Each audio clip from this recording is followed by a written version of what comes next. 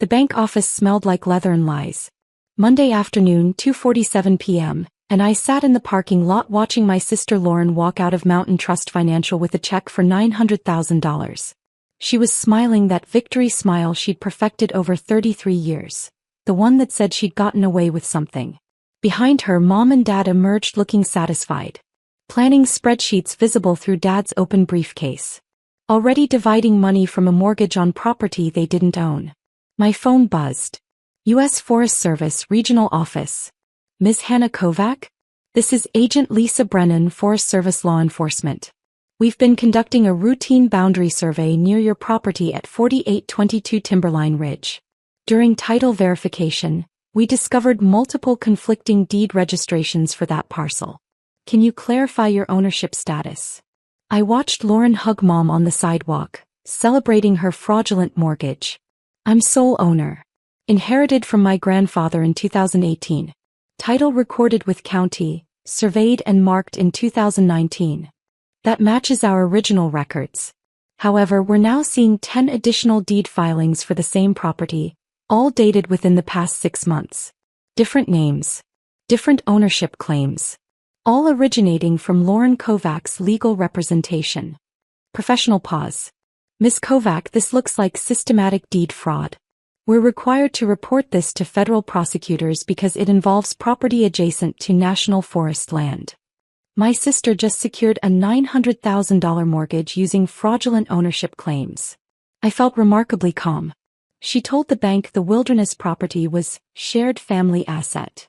Provided fake documentation showing multiple family members with ownership stakes.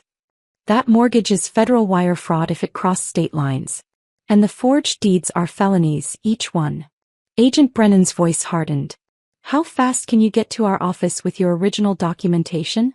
30 minutes. Come now. Bring everything. This just became a federal case. I hung up, started my truck, drove past Lauren, who was still celebrating on the sidewalk, completely unaware that Forest Service boundary surveys had just exposed her entire scheme. The Forest Service office was utilitarian and serious. Agent Brennan was 40-something, looked like she'd spent 20 years catching people who thought federal land was negotiable. She spread documents across the conference table. My grandfather's original deed, my inheritance paperwork, and then 10 forged deeds Lauren had filed over 6 months. This is sophisticated fraud. Brennan pointed to the forgeries. Each deed claims partial ownership.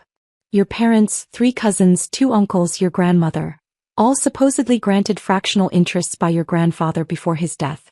Except your grandfather's will, and the probate court explicitly left the entire property to you alone. Lauren's a paralegal. She knows how to file county documents. I studied the forgeries, nearly perfect replicas with altered beneficiary information. She's been planning this for months. And the mortgage company didn't catch it because they did title search showing multiple registered deeds. Made it look like legitimate shared family property. Brennan pulled up banking records. The $900,000 loan was approved based on these fraudulent ownership claims. Your sister represented herself as authorized to mortgage family property, with full consent. She didn't have my consent. I didn't even know about the mortgage until I saw her at the bank today. That's identity theft and wire fraud. The mortgage funds transferred interstate. The lending institution is based in Colorado, property is here in Montana. Federal jurisdiction. Brennan made notes. How much of the money has been spent? I pulled up family group texts. Lauren had been careless, celebrating openly. Dad bought a boat yesterday. $85,000. Mom ordered kitchen renovations. $40,000. Lauren paid off her car and put a deposit on a condo. Maybe $150,000 total. They're planning to distribute the rest this week. Shares, based on the fake ownership percentages. Brennan was already on her phone. I need financial holds on these accounts immediately. She rattled off names and account numbers I'd provided from the family texts. Federal fraud investigation, freeze all assets. She hung up, looked at me. Your family is about to have a very bad day. Good. The FBI arrived at Lauren's condo at 6:47 p.m. I wasn't there. Agent Brennan called me with updates.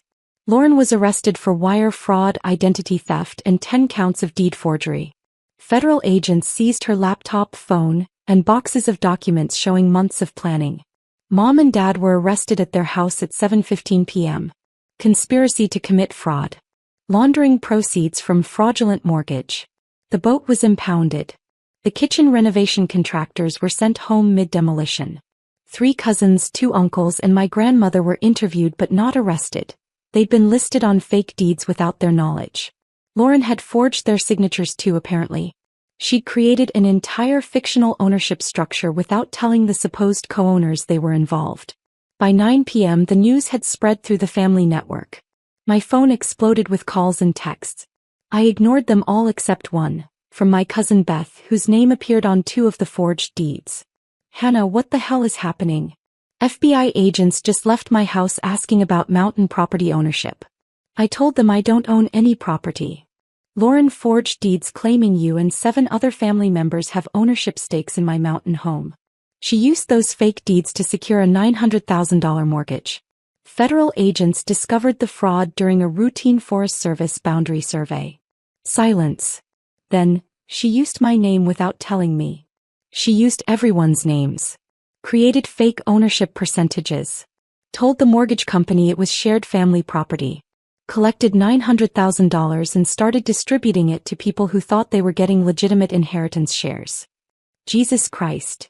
Beth exhaled slowly. My mom got $80,000 last week. Lauren said it was from selling timber rights. Mom already spent $30,000 paying off credit cards. The FBI is freezing accounts and seizing assets. Anyone who received money from the fraudulent mortgage will have to return it. I felt bad for people like Beth's mom, innocent recipients who'd trusted Lauren's explanations. The mortgage was fake. The ownership was fake. All of it was fraud. Beth made a sound somewhere between laugh and sob. "Lauren's going to prison." Yes. The federal prosecutor moved fast. Lauren was denied bail, flight risk with access to legal document filing systems. Mom and Dad made bail but had everything seized: house, cars, bank accounts, the infamous boat that had been parked in their driveway for exactly 36 hours. The mortgage company filed civil suits demanding return of all funds. The FBI identified 17 family members who'd received money, recovered $640,000 in frozen accounts and seized assets.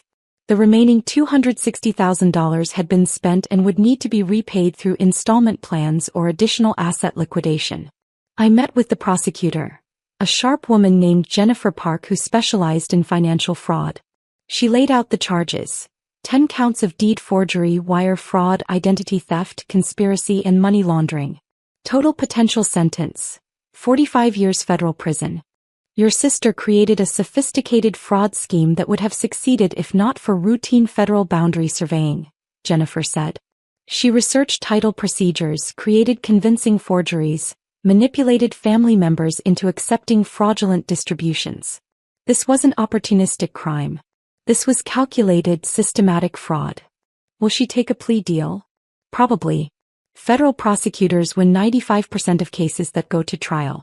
Her attorney knows that. Jennifer closed the file. But even with a plea, she's looking at minimum 8 to 10 years. And everyone who received money, even innocent recipients, will have to repay. The mortgage company has valid claims for recovery. I thought about Beth's mom who'd used $30,000 of fraud money to pay off legitimate debts, now facing demands to repay it. About my uncle who'd bought a used truck. About my grandmother who'd deposited her share into savings. The people who didn't know it was fraud, they'll lose everything. Yes, that's how fraud works. It creates cascading damage. Jennifer's expression softened slightly. I know they're your family. But your sister's crime victimized them too. They're not criminals. They're victims who have to make restitution because they can't keep stolen money, even if they didn't know it was stolen. Fair. Brutal. True. Lauren pled guilty 4 months later. 12 years federal prison, $900,000 in restitution, permanent disbarment from legal practice.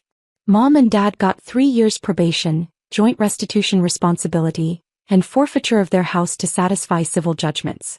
The 17 family members who'd received money either returned it voluntarily or had it seized. Some paid back immediately. Others faced wage garnishment and payment plans stretching years into the future.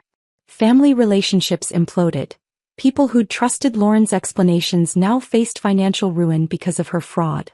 My mountain home remained exactly what it had always been. Wilderness property I'd inherited from Grandpa. 40 acres of forest adjacent to national land. The property Lauren had tried to convert into $900,000 by inventing fake co-owners. The mortgage was voided. The forged deeds were expunged from county records. My sole ownership was reconfirmed with additional security measures to prevent future fraud. I never spoke to Lauren again. She sent letters from prison, mostly justifications about how she'd just wanted to help family access their rightful inheritance, and how Grandpa should have shared the property equally. I returned them unopened. Mom and Dad tried to reconcile. Apologetic emails. Requests to meet. Explanations about how Lauren had convinced them the mortgage was legitimate. I blocked them. They'd seen the fake deeds. They'd participated in spending the money. They'd known it wasn't right and done it anyway. Some family relationships can't survive federal fraud conspiracy charges. 2 years later, I still live in my mountain home part-time. Work remotely as a software engineer. Hike the 40 acres. Maintain the trails Grandpa built. The property is exactly what he intended when he left it to me. Protected wilderness, not liquidated asset. I ran into Beth at a coffee shop in town. Awkward moment, but she approached me. My mom finished her repayment plan last month. 5 years of payments to return the $80,000 Lauren gave her. Beth looked tired. She lost her savings. Had to sell her car. Still doesn't really understand how it was fraud when Lauren had legal documents. I'm sorry. I meant it. Beth's mom had been genuinely innocent. Lauren destroyed a lot of lives. Beth studied her coffee. Not just hers. Everyone who trusted her. Yes. We sat in silence for a moment. Then Beth asked, "Do you ever feel guilty for reporting it?" No. Lauren forged legal documents and secured fraudulent mortgage on my property. I reported a crime. The consequences are hers. I looked at Beth directly. I didn't create the fraud. I just refused to let it continue. She nodded slowly. Fair enough. On quiet evenings now, I sit on my deck watching sunset over the mountains. 40 acres Grandpa protected by leaving it to the one grandchild who'd preserve rather than liquidate it. He knew Lauren would try something. Knew my parents would support her. Knew the family would view wilderness property as wasted asset. So he left it to me. Sole ownership. Clear title. Protected. Lauren mortgaged it anyway. Created 10 forged deeds. Invented fake co-owners. Defrauded a mortgage company for $900,000. But the Forest Service found the forgeries during routine boundary surveying. The closing documents became criminal evidence. And Lauren's sophisticated fraud scheme collapsed into federal charges and 12-year prison sentence. The mountain home is still mine. Still wilderness. Still exactly what Grandpa intended. And that's worth more than any fraudulent mortgage could ever justify destroying.